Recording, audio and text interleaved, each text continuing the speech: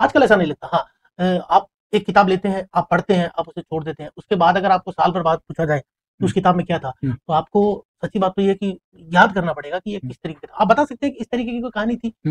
Youth से जुड़ी हुई कुछ कहानियाँ थी, हॉस्टल को बेस बनाकर एक उपन्यास लिखा गया था, कॉलेज की पॉलिटिक्स पर एक उपन्यास था, लेकिन आप उनमें से किसी भी एक किरदार को इस तरीके से प्रेज़ेंट नहीं कर सकते कि नहीं, वो किरदार जो था वो आज भी मुझे याद है।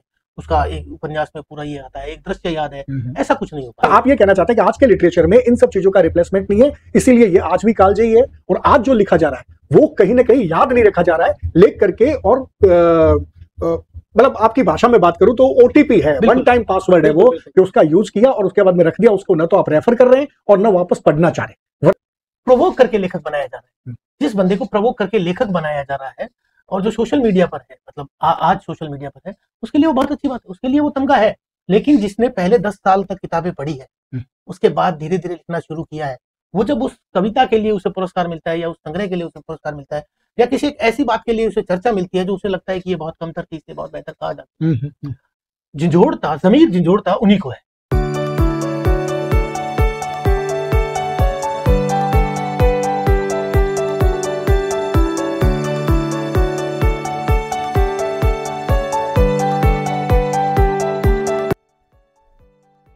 आशीष जी, ये जो किताबों की बिक्री की आप बात करते हैं और ये कहते हैं कि बेस्ट सेलर ये हैं, पॉपुलर राइटर ये हैं, और इन दिनों में तो अभी हमने देखा है कि कुछ रैंकिंग भी जारी हो रही है कि नंबर 1 पे ये लेखक है, नंबर 100 पे ये लेखक है, और इसको लेकर के बड़ा जश्न मनाया जा रहा है। सवाल ये है कि एक बड़ी जिज्ञासा सी आती है कि ये जो बिक रहे हैं, बिकने के जो कीर्तिमान बना रहे हैं, वो पढ़े भी जा रहे हैं, समाज में उनका असर भी पड़ रहा है, वो चर्चा में भी रह रहे हैं, या बस वो बिक रहे हैं और इस बात को लेकर के लेखक और प्रकाशक दोनों खुश हैं? देखिए, आज के अगर चलन की बात करें तो जो बिक रहा है ऑब्वियसली कुछ ना कुछ तो पढ़ा ही जा रहा होगा। ये नहीं है कि जिस हिसाब से बिक रहा है उतना पढ़ा भी जा रहा होगा। हाँ। लेकिन हाँ, पढ़ा तो जा रहा ही होगा, इसीलिए बिक रहा है। लोगों की उत्सुकताएं हैं उसमें, आज का ट्रेंड है खुद को इंटेलेक्चुअल दिखाने के लिए भी कुछ किताबें अपने पास होने, तो ये सारी बातें हैं। लेकिन इन सब में एक जरूरी बात ये भी है कि जो आंकड़े दिखाए जा रहे हैं उनमें और जो वास्तविक स्थिति है उनमें कितना अंतर है। अब आप देखिए कि जो चर्चित लेखक हैं, सोशल मीडिया की अगर बात करूं तो सोशल मीडिया पर जो लेखक हैं, चर्चित लेखक हैं, दावे किए जाते हैं कि इनकी किताबों की प्रतियां हजारों में, लाखों में बिक रही है। अगर वो भी सोशल मीडिया पर किसी को पढ़ने के लिए कुछ रिकमेंड करते हैं तो उसमें एक भी नाम उनके समकालीन का नहीं होता। इस विषय पर क्या कहेंगे? वो भी अपने से 20 साल 25 साल पहले जो साहित्य लिखा गया था वो किताबें रिकमेंड कर रहे हैं। वो बता रहे हैं कि मैं इन्हें पढ़ के लेखक बना हूं, मैंने इनसे कहानी लिखना सीखा, मैंने इनकी कविताएं पढ़ के मैं साहित्य की तरफ आया, इनके उपन्यास पढ़े थे, ये प्रकृति के बारे में बहुत अच्छा लिखते थे। और दूसरी बात अगर आम पाठक की करें तो आज भी कोटेबल चीजें वही हैं जो 20-25 साल पहले से लगातार चली आ रही है। बिल्कुल। अगर आप प्रकृति प्रेम की बात करें तो निर्मल वर्मा को कोट किया जा रहा है। अगर आपको उससे पहले भी जयशंकर प्रसाद को भी कोट किया जा रहा है। बिल्कुल, ये सारी चीजें हैं कि भाई आपको प्रकृति प्रेम के लिए तो निर्मल वर्मा को कोट किया जा रहा है। अगर आपको मोटिवेशन चाहिए तो रश्मि रथी को कोट किया जा रहा है। हरिवंश राय बच्चन की मधुशाला का उदाहरण दिया जाता है कि राह पकड़ तू एक चला चल पा जाएगा मधुशाला। इस तरीके के हो रहे हैं और ये खुद भी करते हैं। ये खुद भी ये उदाहरण दे रहे हैं। लेकिन अगर आज के लिखे की बात करें जो बिक रहा है उसमें से सच तो ये है कि आपको किसी भी पात्र के साथ वो जुड़ाव महसूस ही नहीं होता कि आप उसे याद रख पाए। वो किताब आपके साथ रहती है, जैसा कि पहले होता था। ये किताब किसी कहानी का नायक है, वो आपके साथ साथ चलता था। लोग मतलब इस तरीके से हो जाते थे कि उस पर बातें होती थी, सिर्फ एक किरदार पर बात होती थी। आजकल ऐसा नहीं लगता। हाँ, आप एक किताब लेते हैं, आप पढ़ते हैं, आप उसे छोड़ देते हैं। उसके बाद अगर आपको साल भर बाद पूछा जाए कि उस किताब में क्या था, तो आपको सच्ची बात तो ये है कि याद करना पड़ेगा कि ये किस तरीके का। आप बता सकते हैं कि इस तरीके की कोई कहानी थी? यूथ से जुड़ी हुई कुछ कहानियां थी, हॉस्टल को बेस बनाकर एक उपन्यास लिखा गया था, कॉलेज की पॉलिटिक्स पर एक उपन्यास था, लेकिन आप उनमें से किसी भी एक किरदार को इस तरीके से प्रेजेंट नहीं कर सकते कि नहीं, वो किरदार जो था वो आज भी मुझे याद है, उसका एक उपन्यास में पूरा ये आता है, एक दृश्य याद है। ऐसा कुछ नहीं हो पाता। इसका कारण ये है कि एक उत्तर आधुनिक काल में एक प्रवृत्ति चली है कि भाई इसके अंदर नायक कुछ होता ही नहीं है, आप इसमें से नायक को तलाशें, या कि वास्तव में ऐसा हो रहा है कि पढ़ने लायक उसमें कुछ है ही नहीं, याद रखने लायक कुछ है ही नहीं। जैसा कि आपने एक बहुत अच्छी बात बताई कि पहले आपको उद्धरण याद होते थे, कोटेबल कोट याद होते थे, आपको यूं लगता था कि प्रेमचंद का कहावा कोटेबल कोट स्कूल की दीवारों पे आपको लगा हुआ मिल सकता था। साहित्य समाज का दर्पण है, ये अगर किसी ने कही थी तो वो प्रेमचंद ही थे, जिन्होंने ये करके एक रास्ता निकाल दिया कि साहित्य को समझा दिया। महादेवी वर्मा की बात करते तो उनके कोटेबल कोट होते थे। वहां से लेकर के जब आप चलते हैं तो आपका शायद आपका जो इशारा वो है कि आज का जो राइटर है वो बिक तो बहुत रहा है, लेकिन उसका कहा हुआ कोटेबल कोट नहीं बन रहा है, उसका जीवन दर्शन नहीं बन रहा है। मतलब कहीं आपको ये लग रहा है कि ऐसा एक आज के लेखकों में और पुराने लेखकों में अगर फर्क किया जाए तो ये बड़ा फर्क है कि आज के लेखक कालजयी नहीं बन पा रहे हैं, जबकि पुराने लेखक जो थे वो कालजयी बनने की प्रक्रिया में आगे बढ़ रहे हैं। मैं सिर्फ लेखक से नहीं जोड़ता, इसको साहित्य की प्रवृत्ति भी कहा जा सकता है। आज का जो साहित्य लिखा जा रहा है उसमें सच में कुछ ऐसा नहीं है कि आप याद रख सकते। प्रेमचंद जी की कहानी कुछ भी नहीं है ऐसा, लगभग नहीं है। जो किताबें जितना नाम लिया जा रहा है उसके नहीं, प्रयोग तो बहुत सारे हो रहे हैं, जैसे पौराणिक आख्यानों पे नई नई चीजें निकाल करके ला रहे हैं। अभी कोई एक ऐसा एक पौराणिक उपन्यास आया है जिसके अंदर सीता को बिल्कुल नए तरीके से किया गया और बड़ा उस पर विवाद और प्रतिवाद भी चल रहा है। सीता, राम, शिव, रावण, ये सब आमिष की पूरी सब पर हो रहा है। देवता पटनायक भी अपना काम कर रहे हैं, बहुत अच्छा काम कर रहे हैं। लेकिन मैं उन किताबों की बात कर रहा हूँ जो यूथ को जोड़ने के लिए लिटरेचर के नाम नहीं, साहित्यिक बात अपने को साहित्य की बात करनी है, उसकी बात करेंगे। ये तो पौराणिक आख्यानों की बात है या लिटरेचर की बात है, कुछ भी साहित्य के नाम पर जो लिखा जा रहा है, जो छप रहा है, जो बिक रहा है और कथित रूप से जो पढ़ा भी जा रहा है, उसमें ऐसा कुछ नहीं है। देखिए, आपको ईदगाह का हामिद आज तक याद है, ठीक है? उस कहानी का टाइटल था ईदगाह। उसमें एक बच्चा है हामिद जो चिमटा लेके अपनी दादी के ले जाता है। ये बात सबको, जिसने भी पढ़ी वो उसको आज तक याद है। लेकिन ये पिछले 7, 8, 10 सालों में जो किताबें मतलब 1-1 लाख प्रतियां बिकी है, हिंदी की अगर बात करूं तो समकालीन साहित्य के नाम पर जो किताबें बिक रही है, जो लेखक स्थापित हो चुके हैं लखटकिया लेखक टाइटल से, नहीं लगता कि उनका कोई एक कैरेक्टर है जो आज भी खड़ा है, जो उनके पाठक को याद रह सकता है। नहीं, इसका कारण शायद ये तो नहीं है कि अब ये जो लेखक हैं, जो आज के जो लेखक हैं, वो पाठ्यक्रम में शामिल नहीं होते। आपकी ईदगाह, आपने जो ईदगाह पढ़ी या मैंने जो ईदगाह पढ़ी या हम सब ने जिन्होंने ईदगाह पढ़ी वो अपने स्कूली समय में पढ़ ली। और बहुत सारे ऐसे लोग हैं जो अपने स्कूली समय में जितना पढ़ा उसके बाद में उतना पढ़ नहीं पाए, लेकिन आज भी उसकी डिस्कशन करते हैं। और हमारे जो चरित्र है वो भी हमें स्कूली समय के याद है। तो शायद इसकी एक वजह तो ये नहीं है कि ये जो बेस्ट सेलर लेखक है वो स्कूलों तक नहीं पहुंच पा रहे हैं, या कि स्कूलों में पढ़ाने के लिए, स्कूल या कॉलेज भी बात करता हूँ, हिंदी साहित्य की जो कॉलेजेस है जहाँ पे कला विषय में हिंदी साहित्य पढ़ाया जा रहा है, वहां पे ये पढ़ाया नहीं जा रहा हो। कोई ऐसा फ्लक्चुएशन कहीं दिखाई दे रहा है क्या? नहीं, इसको नहीं पढ़ाने की भी अपनी एक वजह है कि स्कूल में बच्चे को संस्कार के साथ साथ सारी चीजें दी जाती है, जो वो और उसके विवेक पर भी ये दी जाती है या दी जाती थी, यहाँ पे भी अपने को बात करनी है। नहीं, आज भी है। स्कूलों का अपना एक प्रोटोकॉल होता है, अपना एक सारी चीजें हैं, उसी तरीके की चीजें बच्चों के सामने प्रेजेंट की जाती है। और इन उपन्यासों में ये कहते हैं कि भाई जो समाज में हो रहा है हम वो दिखा रहे हैं, तो जैसे समाज बोल रहा है हम उसी भाषा का प्रयोग कर रहे हैं। तो जाहिर सी बात है ये किताबें तो बच्चों के सिलेबस में नहीं लिख सकती। दूसरी बात कि सारी चीजें भी एक से है, तो आज का लेखक जो वो ज्यादा से ज्यादा रेलिवेंट लिखना चाहता है आज की स्थिति को लेकर। पॉलिटिक्स को लीजिए, हॉस्टल लाइफ को लीजिए, कॉर्पोरेट के प्रेशर को लीजिए, इन्हीं सारी चीजों पर लगातार बात आप देखिए। और आजकल तो एक बड़ा मुद्दा बन गया है यूपीएससी एग्जाम, इसको लेकर लगातार उपन्यास लिखे जा रहे हैं, चाहे वो मोटिवेशनल की शक्ल में ले लीजिए, या जैसे कि एक फिल्म ठुकरा के मेरा प्यार मेरा इंतकाम देखेगी तर्ज पर भी उपन्यास लिखे जा रहे हैं, बहुत चर्चित भी हुए हैं, दूसरा संस्करण भी आया उस किताब का। इस तरीके की जो चीजें हैं तो ये स्कूलों में नहीं पढ़ाई जा सकती, ये तो है। और दूसरा ये नहीं है कि सारी चीजें जो स्कूल में पढ़ी गई थी वही याद रही। रश्मि रथी का वो पार्ट शायद स्कूल में नहीं पढ़ाया गया, वो जो आज तक लिखा जाता है।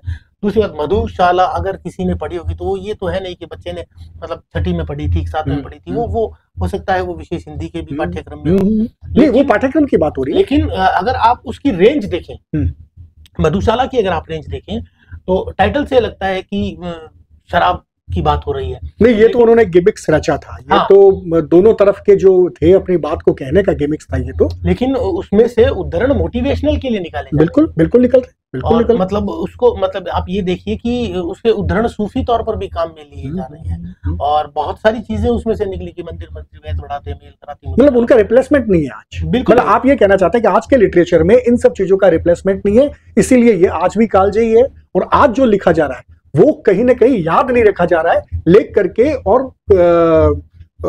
मतलब आपकी भाषा में बात करूं तो ओटीपी है, वन टाइम पासवर्ड है वो, कि उसका यूज किया और उसके बाद में रख दिया उसको, न तो आप रेफर कर रहे हैं और न वापस पढ़ना चाह रहे हैं। वरना आपके समय में एक ऐसे उपन्यास थे जो आपने भी सुने होंगे, हमने भी सुने हैं, कि एक एक उपन्यास को 5-5 बार 6-6 बार पढ़ा जाता था, चाहे वयम रक्षाम हो, चाहे आपका गुनाहों का देवता हो, बहुत बहुत चर्चित हुए अपने समय के, चर्चित हुए। उसके बाद में हाँ, उसका एक अलग उसका मिजाज था, वो उसको पढ़ने वाले लोग अलग थे, लेकिन वो पढ़ा जा रहा है। उन पे सीरियल बने और उस पर बाद में डिस्कशन हुआ, चर्चा हुई, पीएचडी हुई। लेकिन आज के जो बेस्ट सेलर हैं, जो साहित्य की जो धाराएं थी, उस धाराओं में नहीं आते आज के। मेरे को लगता नहीं है कि किसी आज का जो चर्चित पॉपुलर जो राइटर है उस पर कोई पीएचडी हुई भी होगी, या कि उसकी इच्छा भी होगी कि मेरे पे कोई बात हो, मेरे पे कोई शोध हो, तो ये भी नहीं है। तो आपने एक बहुत अच्छी बात कही कि आज का जो लेखक है वो आज के लिए लिखना चाहता है, जबकि लेखक का धर्म होता था कि उसका एक पैर भविष्य में रहे और वर्तमान में टिक करके वो भविष्य को देखे, भूतकाल को देखे और वर्तमान में वो खड़ा रहे, वो होता था। जबकि अभी का जो लेखन है, अगर मैं आपकी भाषा में अगर मैं समझने की कोशिश करूं तो वो है अखबारी लेखन। 11th आवर्स में आपने लिखा, आज ये आप चर्चित हुए, कल की आपने देखी नहीं है। जबकि भवभूति जैसे हमारी परंपरा में ऐसे राइटर भी हुए हैं जो ये कहते थे कि मैं तो आज लिख रहा हूं, मैं लिख ही 1000 साल बाद के लिए लिख रहा हूं, आएगा कोई जो मेरी कविता को समझेगा। वो आज के लिए लिखते ही नहीं थे। लेकिन आज के लेखक के सामने, जैसा कि आपकी बात है, मुझे लगता है आज का आज उसको समझाने की बहुत जल्दबाजी है, और उसमें वो भाषा से भी समझौता कर रहा है, कंटेंट पर भी समझौता कर रहा है, और इस बहाने जो लिख रहा है वो इतना लेजलीजा है कि उसको याद नहीं रखा जा रहा है। बिल्कुल, देखिए कि मैं बताता हूँ आपको, पॉलिटिकल घटनाओं पर मतलब साल भर बाद उपन्यास आ जाते हैं, 6 महीने बाद उपन्यास आ जाते हैं। कुछ बड़ा अगर हुआ है, हैपनिंग है, तो उससे रिलेवेंट उपन्यास आ रहे हैं, लगातार तेजी से आ रहे हैं। तो इस तरीके का अगर मामला होगा कि आप ताजा घटनाओं पर रिपोर्टिंग करना चाहते हैं, तो हाँ, वो रिपोर्टिंग वो साहित्य कैसे याद रखा जाएगा? क्योंकि वो रिलेवेंसी है। यूपीएससी के बारे में बात करता था, हर एग्जाम के बाद एक नॉवल आ रहा है, वो एक आदमी खड़ा हो जाता है कि मैंने 7 साल तक ये किया, एक लड़की मेरे साथ थी, अब वो कलेक्टर बन गई है लेकिन मैं नहीं हूँ। इस तरीके के भी काम हो रहे हैं, इंटरव्यूज इंगेज किए जा रहे हैं। और दूसरी बात मैं आपको ये कहना चाहूँ भाई, आज का राइटर जब प्रोफेशनल हो जाता है एकदम, तो ये देखिए कि आप जिस तरीके की बात कर रहे हैं कि इनको याद नहीं रखा जा रहा है, जो इंटरव्यू देने के पैसे ले रहा है, जो किसी कार्यक्रम में जाने के लिए पैसे दे रहा है, और बाकायदा सोशल मीडिया पर ये घोषणा कर रहा है कि देखिए मेरा काम इसी से चलता है, तो अगर आप मुझे बुलाते हैं, मेरा समय खर्च होता है, तो ये आपको व्यवस्थाएं करनी पड़ेगी। अगर आप किसी दूसरे व्यक्ति को बुलाते हैं इलेक्शन के लिए तो उन्हें पैसे देते हैं, राइटर्स को क्यों नहीं? ये तो जलन का कारण है ना। मैंने कुमार विश्वास से लेकर के एक शैलेश लोढ़ा नाम के कवि हैं, उनको मैंने देखा है कि वो जब मंच पर आते हैं तो इस बात की घोषणा करते हैं कि मैं इतने रुपए लेता हूं, और इस तरह की बात करके वो पता नहीं वो उकसाना चाहते हैं या क्लैपिंग लेना चाहते हैं। लेकिन एक पूरा का पूरा कवि वर्ग है जिसको इस बात का डर जरूर होता है कि शायद ये हमें छोटा दिखाना चाहते हैं, ओछा दिखाना चाहते हैं, लेकिन वो वहां पे ये कहते हैं कि मैं कवि को ये बताना चाहता हूं कि उसका समाज में कितना महत्व है।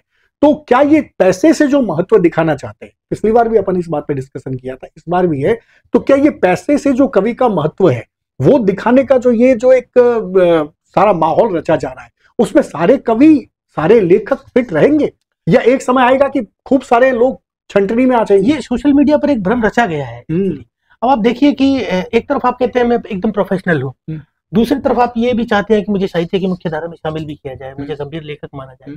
तीसरी तरफ आप ये कह रहे हैं कि मैं मतलब इतना कुछ लिखा जा रहा है तो फिर ये साहित्य वाले जो है इसको प्रमाणित क्यों नहीं करते हैं। लेकिन इसके साथ एक चीज और भी है कि ये सारी चीजें इतनी घुल मिल गई है कि समझ से बाहर हो जाता है कि आखिर करना क्या चाहते हैं लेखक। आप इंटरव्यू के लिए पैसा लेना चाह रहे हैं, आप कार्यक्रमों में जाने के लिए पैसा, एक रेट रेस जो है, चूहा दौड़ शुरू हो चुकी है। रैंकिंग की जो बात की, अभी 2-3 दिन पहले ही हमने देखा है कि कोई राही रैंकिंग नाम से 100 टॉप 100 कथाकारों को और कहानीकारों को, और उनको आपने एक लिस्टेड किया है। और अब ये पता ही नहीं है कि वो कैसे निकालते हैं, इन लोगों को कहां से निकालते हैं, कैसे करते हैं। बहुत सारे अच्छे नाम है, बहुत सारे बुरे नाम है। पिछले दिनों में कोई 5-7-10 साल पुरानी बात है, एक प्रकाशक ने एक प्रयोग किया, उसने 10 किताबें 100 रुपए में देने की बात की। वो उसमें क्या था कि उन पर यह आरोप लगा कि बहुत अच्छा काम था, उन्होंने अपने तरीके से उन्होंने अच्छा करने की कोशिश की, लेकिन उन्होंने कहा कि भाई 3 अच्छे राइटर को उन 10 किताबों के बीच में डाल दिया, और 7 ऐसे राइटर जो भले बुरे नहीं थे लेकिन वो चर्चित नहीं थे या कि पढ़े नहीं जा रहे थे। उनकी ब्रांडिंग करने के लिए साथ के साथ 3 बढ़िया राइटर और 7 जो राइटर थे वो कम चर्चित, कम अच्छे, या कि उनको पास लिखने के लिए कंटेंट था वो मतलब हिसाब से देखा जाए तो थोड़ा सा कमतर था, तो उनको उन्होंने चला दिया। तो ये जो चलाने का जो मुद्दा चल रहा है, चाहे वो किताबें चलाने का मुद्दा हो ब्रांडिंग के नाम पर, चाहे ये रैंकिंग के नाम पर 1 2 3 4 5 6 7 8 इस तरह से करने का, कैसे एक लेखक का जो मैं ये यहाँ पे एक थोड़ा सा अजीब सा शब्द है कि उनकी गैरत कैसे गवारा कर लेती है कि वो इस रेस में शामिल हो जाए, जबकि लेखक की तो हर लेखक की अपनी अपनी दौड़ है भाई। कोई ऐसा तो नहीं है कि जैसे कोई नियम हो, आप अगर धावक हैं, आप अगर खिलाड़ी हैं, या आप कोई घुड़दौड़ में शामिल हो रहे हैं, तब तो उसके नियम होंगे, एक जगह से शुरू करना पड़ेगा, एक जगह जाके। लेखक की तो कोई दौड़ नहीं है, तो ऐसे में क्या उनकी गैरत कैसे गवारा कर लेती है, इस पर आपका क्या कहना है? आप गैरत की बात कर रहे हैं, जिस राही रैंकिंग की आप बात कर रहे हैं उसके स्क्रीनशॉट शेयर किए जा रहे हैं। हाँ, एक से सोशल मीडिया पर ये उत्सव मनाया जा रहा है कि हमारा ये नंबर आया, अपने नाम के आगे टिक लगाकर वो सोशल मीडिया पर शेयर किया जा रहा है। जबकि सही बात है आपकी कि अगर देखा जाए उस लिस्ट में बहुत सारे, सिर्फ इसी लिस्ट में नहीं, हर लिस्ट में बहुत सारे नाम ऐसे होते हैं जिनके बारे में आपको दोबारा सोचना पड़ता है कि क्या सच में ये लिस्ट में होना चाहिए। सवाल ये नहीं है कि अपने को सोचना पड़ता है, राही रैंकिंग जो दे रहे हैं क्या वो भी उन 100 लोगों के लिए एक खुले मंच पर उनको खड़ा कर दिया जाए और कहा जाए कि आपने किसी को 100वें नंबर पर रखा है।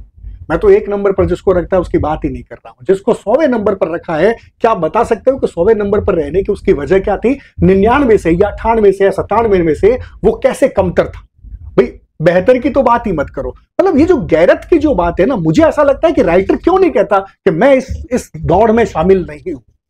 आप अभी कह रहे थे खुला मंच है। हाँ। अगर हिंदी साहित्य में ये खुला मंच होता तो ये सारी नौबत ही नहीं है जी। कोई किसी को पूछने वाला नहीं है, सब पीछे से आरोप जरूर लगाते हैं, लेकिन सामने से कोई किसी को ये नहीं कह पा रहा है कि भाई अगर ये है। और साहित्य, मैं तो सीधी सी बात करता हूँ कि साहित्य समाज को उसमें जो शामिल है वो भी ये कह सकते हैं कि भाई मेरा नंबर पहले है और मुझसे बहुत बेहतर लेखक वो आपने मेरे से 30 नंबर बाद रखा है, इसका क्या मानदंड है आपके पास? ये किस तरीके से किया है? लेकिन नहीं हो रहा, ना साहित्यकार, ना प्रकाशक, ना पाठक, कोई इसमें नहीं लेता है। जिसका नाम शामिल है वो अपनी ब्रांडिंग कर रहा है, चाहे वो गंभीर, और उसको बधाइयां मिल रही है। बिल्कुल बधाइयां, और बधाई देने वाले कोई भी लेखक नहीं है। बिल्कुल। मतलब ये भी सबसे बड़ी बात है कि जो साहित्य का स भी नहीं जानते हैं वो इस साहित्य की घुड़दौड़ में जितने लोग शामिल हैं उनको हूट भी कर रहे हैं, उनको बधाइयां भी दे रहे हैं और उनके लिए अपने तरीके से, भाई जैसे किसी ने उनका एक स्क्रीनशॉट शेयर कर लिया कि फला फला फला है और उस तरह से बना रहे हैं। और चिंता की बात यह है कि क्या इस तरह से लेखक बन जाएंगे? क्या, मैं तो साहित्यकार बनने की बात ही नहीं कर रहा, मैं तो सिर्फ यहां से शुरू करता हूं। मेरा प्रस्थान बिंदु तो यह है कि क्या इस तरह से ये लोग लेखक बन जाएंगे या एक कौंध के बाद में एक धूमकेतु की तरह तारा टूटता है तो जबरदस्त एक प्रकाश करता है, लेकिन उसके बाद में वो धूल धूसरित हो जाता है, खत्म हो जाता है। तो क्या इनसे समाज का कोई बहुत बड़ा भला होने वाला है? नहीं, बिल्कुल नहीं हो सकता। देखिए कि जबरदस्ती के जो राइटर्स बनाए जा रहे हैं, जबरदस्ती मैं इसलिए कह रहा हूं आपको कि आप देखिए सोशल मीडिया पर ऑफर्स दिए जा रहे हैं कि आप 21 दिन में 21 कविताएं लिखिए, उसके बाद एज ए राइटर आपकी तरफ न करने का काम हमारा है। नहीं, ये तो फिर भी एक मार्केटिंग की बात है। जो लोग बन रहे हैं भाई, राई रैंकिंग में जो लोग नाम है, आप उसके टॉप 10 नाम को छोड़ दीजिए। आप जब टॉप 10 से शुरू करते हैं तो लगता है कि नहीं नहीं ये नाम है भाई। अभी आप लेटेस्ट बता रहा हूं कि वे लोग बड़े आवा के जो राई रैंकिंग में पिछली बार थे, इस बार नहीं। और इस बार जिनको ये एक तरह से ये कहा जाए कि उनको ये आश्वासन दिया गया था इस बार तो आपका नाम आएगा, वो भी नहीं है, तो वो गालियां भी निकाल रहे हैं, वो उनकी समझ पर भी प्रशंसा लगा रहे हैं। हम यहाँ पे किसी की समझ पे प्रशंसा नहीं लगा रहे, किसी को करना है। देखिए, प्रकाशक अपनी किताब को बेचने के लिए हथकंडे अपनाएगा, उसको अपनाने चाहिए। राई रैंकिंग वाले को अल्टीमेटली 100 लोगों पर ही रुकना है, उनके भी अपने बहुत सारी सीमाएं होंगी। मैं सिर्फ ये कहना चाहता हूं कि एक लेखक तभी तो गवारा करेगा जब वो एक लेखक होगा। अगर वो लेखक ही नहीं होगा तो फिर वो तो इस दौड़ में शामिल है, उसको तो लगेगा बहुत अच्छा हो गया, मैंने तो गोस्ट राइटिंग करके, या जैसा कि आप कह रहे हैं 21 दिन में 21 कविताएं लिख करके मैंने किताब छपाई और बाद में कोई राई रैंकिंग जैसी कोई दूसरी भी रैंकिंग, तीसरी, चौथी, पांचवी, क्योंकि इस तरह के तो अब ये शुरू हो गया है। अब मुझे लगता है कि इस देश में इस तरह की रैंकिंग शुरू होगी, लेखकों को तमगे दिए जाएंगे कि भाई आप पहले नंबर पर है, टॉप बन रहे, जैसे फिल्मों में सुपरस्टार, फिर सुपरस्टार लगा कम हुआ तो फिर महानायक बना दिया, एंग्री यंग मैन बना दिया। तो इस तरह के जो तमगे जो दिए जाएंगे लेखकों को, लेखक उसको कितने मन से स्वीकार, लेखक उसको कितने मन से स्वीकार करता है, ये बात तो फिर भी आगे की बात है। मैं आपको जो बात कह रहा था मैं वहीं से शुरू करता हूँ दोबारा। मैं प्रोवोक करके लेखक बनाया जा रहा है, जिस बंदे को प्रोवोक करके लेखक बनाया जा रहा है और जो सोशल मीडिया पर है, मतलब आज सोशल मीडिया पर है, उसके लिए वो बहुत अच्छी बात है, उसके लिए वो तमगा है।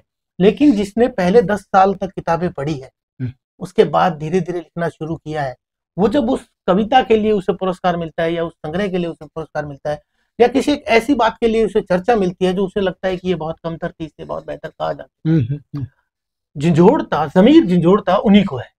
बाकी जो एक बहुत बड़ी भीड़ है जिसे कि जबरदस्ती लेखक बना दिया गया है। जैसे आप देखिए कि हर बार रिजल्ट के बाद बच्चों को दिखाया जाता है कि ये देख, अगर तूने भी साइंस ली होती तो यहाँ तेरा नाम होता। और बच्चे कोटा में जिस तरीके की भीड़ बढ़ रही है, उस तरीके का जो मामला है, उस तरीके से लेखक भी बनाए जा रहे हैं, प्रवोक कर कर। स्कूली बच्चों को लेखक बनाया जा रहा है, कॉलेज के स्टूडेंट्स को लेखक बनाया जा रहा है, उन्हें शामिल किया जा रहा है, प्रोग्राम्स में बुलाया जा रहा है। उसके पीछे सारी सशुल्क सेवाएं भी है।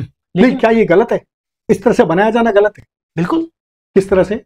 देखिए, एक ये है कि आप, एक बंदा जो था वो पढ़ रहा था, आप उसे बार बार प्रोवोक कर रहे हैं, अरे अरे आप अच्छा नहीं। लेखक का मतलब साहित्यकार या लेखक का मतलब लेखक? लेखक, सिर्फ लेखक। हाँ। वो जिसने 5 कविताएं लिखी थी और अपने तक संतुष्ट था कि ठीक है, मैं कच्चा हूँ, मैं सीख रहा हूँ, उसको आपने उसी कच्चेपन के साथ एक किताब में उतार दिया, उसकी तारीफें करवाई। और ये सारा कुछ मामला प्रोजेक्टेड, स्क्रिप्टेड था। आप उसकी तारीफें करवाते हैं, आप उसको कार्यक्रमों में बुलवाते हैं, आप उसके वीडियो जारी करते हैं, उन वीडियोस पर व्यू करवाते हैं, और फिर एक पूरा का पूरा एक बाजार खड़ा कर लेते हैं साहित्य के नाम पर। और उसमें से भी फिर 2 धाराएं निकल जाती है तो एक दूसरे की तरफ देखना भी नहीं चाहती। मतलब कुल मिलाकर के आपका ये कहना है कि जो हो रहा है वो भ्रम ज्यादा है और लिटरेचर कम है। बिल्कुल भ्रम है। मैंने आपको एक बात कही थी कि अगर आप कह रहे हैं कि ये साहित्य वाले हमें क्यों नहीं प्रमाणित कर रहे हैं, तो आप देखिए ना कि आपने भी जो कोट किया है वो 25-30 साल पुराना साहित्य था। वो 25-30 साल पहले वो लिखी गई थी और उसी पे बात हो रही है। और आपने जिन किताबों का जिक्र किया है कि अगर आप लेखक बनना चाहते हैं, अगर आप जानना चाहते हैं कहानी क्या होती है, अगर आप समझना चाहते हैं कि कविता में भाव कैसे बांधे जाते हैं, तो ये किताबें पढ़िए। अरे भाई, 16 किताबें आपकी भी आ चुकी है, आपने अपनी एक किताब का नाम नहीं लिया, आपकी मित्र मंडली में 10 लेखक और हैं, आपने उसमें से किसी का भी एक नाम नहीं लिया। तो क्या आपको नहीं लगता कि उन किताबों से पढ़कर कोई एक कवि बन सकता है, कोई कहानी लिखना सीख सकता है, कोई निबंध लिखना सीख सकता है, उपन्यास की गांठ कैसे खोली जाती है वो सीख सकता है? जब आप भी इतने कॉन्फिडेंट नहीं है और आप वही क्लासिक साहित्य पढ़कर और आगे रिकमेंड कर रहे हैं, तो फिर ये जो सारा भ्रमजाल रचा जा रहा है आंकड़ों का, इस पर आप क्या कहेंगे? तब कोई बोलने के लिए राजी नहीं। वही बात तो थी। अपनी शुरुआती चर्चा के केंद्र में यही था कि जो बिक रहा है वो पढ़ा जा रहा है, नहीं जा रहा है। और हम यहाँ पर आते आते हमें लगता है कि पढ़ा कम जा रहा है, बिक ज्यादा रहा है। और इसके अंदर भी एक भ्रम, एक छलावा बहुत ज्यादा है, जिससे साहित्य का कम से कम अपन देखा जाए, मतलब इसका अधिकतम फायदा तो किसको होगा वही की बात है, कम से कम फायदा देखा जाए तो साहित्य को इसका फायदा नहीं होना है। आज की बात आपको पसंद आई होगी। सृजन सरोकार में हम हर बार कुछ ऐसे ही ज्वलंत मुद्दों पर बात करेंगे। हमारी चिंता, जैसा कि हमने पहले भी आपको बताया था, यही है कि साहित्य अगर लिखना है तो वो कम से कम वो लोग लिखे जिन्हें साहित्य से संस्कारित हुआ माना जा सकता है। और उसकी पहली शर्त ये होती है कि आपको लिखना तो आए। इस घुड़दौड़ में, इस चूहा दौड़ में जो लोग शामिल हैं उनके अपने सुख हो सकते हैं, जो लोग शामिल नहीं हुए हैं उनके अपने दुख हो सकते हैं। हमारा आशय किसी को आहत करना नहीं है, हमारा आशय सिर्फ तथ्यों को उठाना है और उन पर बात करना है। और इसी तरह से हम बात करते रहेंगे साहित्य के तमाम ऐसे विषयों पर जिस पर आप चाहते हैं कि कुछ न कुछ खुल करके बात हो। और इस खुलने में आप हमारी मदद करें, आप हमें अपने फीडबैक दें। सृजन सरोकार के लिए इस बार मैंने और आशीष पुरोहित जी ने आपसे चर्चा की। अगली बार फिर आपसे नए विषय पर रूबरू होंगे। तब तक के लिए मैं आज्ञा दीजिए। नमस्कार।